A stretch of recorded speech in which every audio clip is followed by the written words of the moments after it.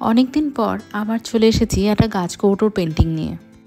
বড়বউ আঁকা বা 3D যে গাছকৌটোগুলো এখন খুব ট্রেন্ডিং চলছে, তাদের মাঝখানে আমার কিন্তু এই সাবেকি শুধু কলকা বেসিসে যে গাছকৌটোগুলো হয় সেগুলো বেশ প্রিয়। লালের ওপর গাছকৌটো অনেক করেছি, কিন্তু এবার ইচ্ছে হলো যে একটু মেরুন কালারের ওপর গাছকৌটো করে দেখি, আর শুধু সাদা কলকার ওপর কেমন হয়। তোমরাই শেষ পর্যন্ত দেখে আমাকে জানিও যে তোমাদের এই গাছকৌটো পেন্টিংটা কেমন লেগেছে।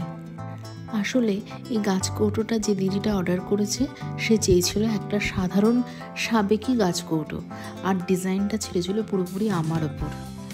তাই তোমরা শেষ অবধি দেখে আমাকে জানাবে যে আমি ঠিকঠাক জাস্টিস করতে পেরেছি কিনা এই গাছকৌটোটার সাথে। আসলে যখন কেউ বলে দেয় যে তুমি তোমার পছন্দ মতো কাজ করো, তখন আমাদের ওপর প্রেশারটা একটু বেড়ে যায়। তখন মনে হয় আদেও আমরা যে কাজটা করব সেটা আদেও তার পছন্দ হবে কিনা, তার ভালো লাগবে কিনা, তখন হাজারো টেনশন মাথার মধ্যে ঘোরে। কিন্তু দিদির এই গাছকৌটোটা ভীষণ পছন্দ হয়েছে, তাই তোমাদেরও যদি পছন্দ হয়ে থাকে আমাকে কিন্তু কমেন্ট করে জানাতে ভুলো না।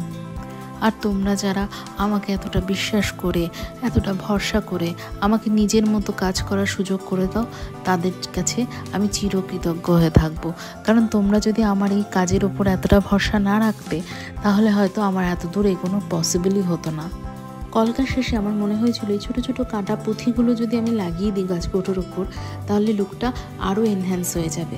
কিন্তু পুঁথিগুলো লাগানোর পর মনে হলো আর একটু কলকা করলে ভালো হয়, একটু ফাঁকা ফাঁকা লাগছে, তাই করে দিলাম এইখানকার কলকাগুলো।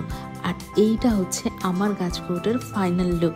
তোমাদের কেমন লাগলো অবশ্যই আমাকে জানাবে। যদি ভালো লাগে প্লিজ একটা লাইক, কমেন্ট আর শেয়ার করে দিও। দেখা হচ্ছে পরের ভিডিওতে।